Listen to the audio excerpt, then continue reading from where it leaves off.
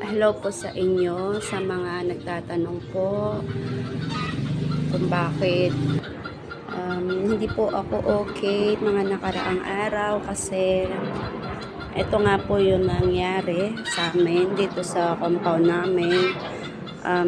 Nasunog po itong building na to. Ayan, ito po isang kwarto po ito. Ayan, naabo po lahat, wala pong natira. Ayan. Di po namin alam kung bakit bigla na lang pong nagliliyab. Nakita na lang po namin. Base po sa investigation, tinitingnan na lang pong angulo is yun sa wiring sa electric. Nakakalungkot lang po kasi nadamay po itong kasi isang building po ito. Yan, isang building po yan.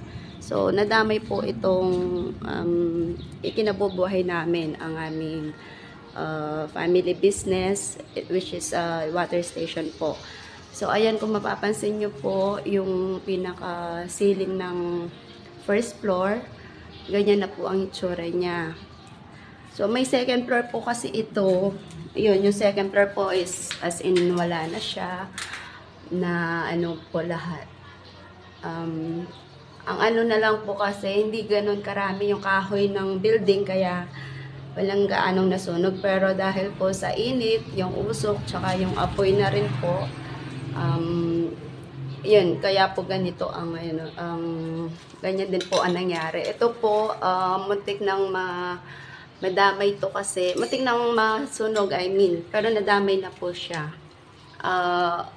Buti na lang po na andun na yung bombero, yung mga bombero at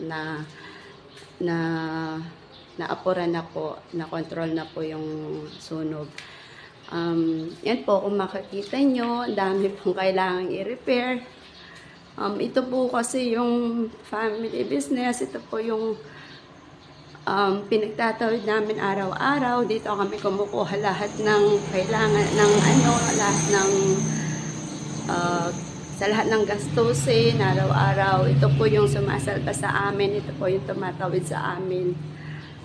So, siguro po yan, hindi ko pa po alam kung ilang days bago namin ma-operate ulit, magamit ulit kasi madami pong kailangan ayusin. Yan, tulad po niyan, yung mismong construct niya, yung mismong pader yung kailangan pong linisin at i-repaint. Tapos yung electric din po niya, so kailangan pong installation ulit ng kuryente. At itong machine po, awa ng Diyos, hindi naman din nadamay talaga, pero siguro kahit papano medyo may ano siya, hindi ko lang po alam, hindi pa na-check kasi wala pa po kaming supply ng kuryente dito kung maayos yung ano. So ayan po, malaki-laki din po yung kakailanganan namin para ma-repair ito. Gaya po ng sinabi ko, ito lang yung pinagkukunan namin sa araw-araw. Wala po kaming ibang income or wala po kaming ibang source of income. So, marami pong umaasa dito, including po yung mga parents ko, yung everyday needs. Dito po namin kinukuha. So, ayun, sana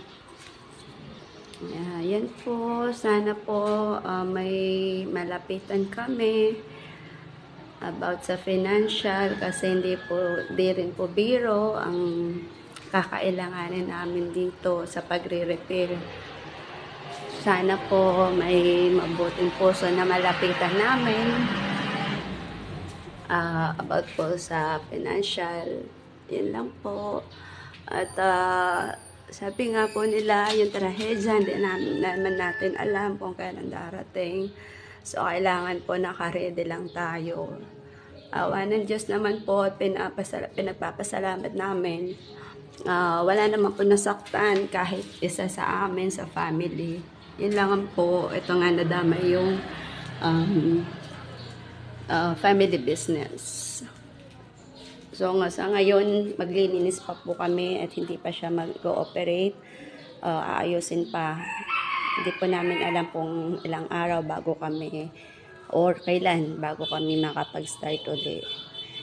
So, yun lang po. Ingat-ingat po tayong lahat. Be aware po. At yun nga po, dapat po be ready. Naka-ready po tayo lagi. Yun po.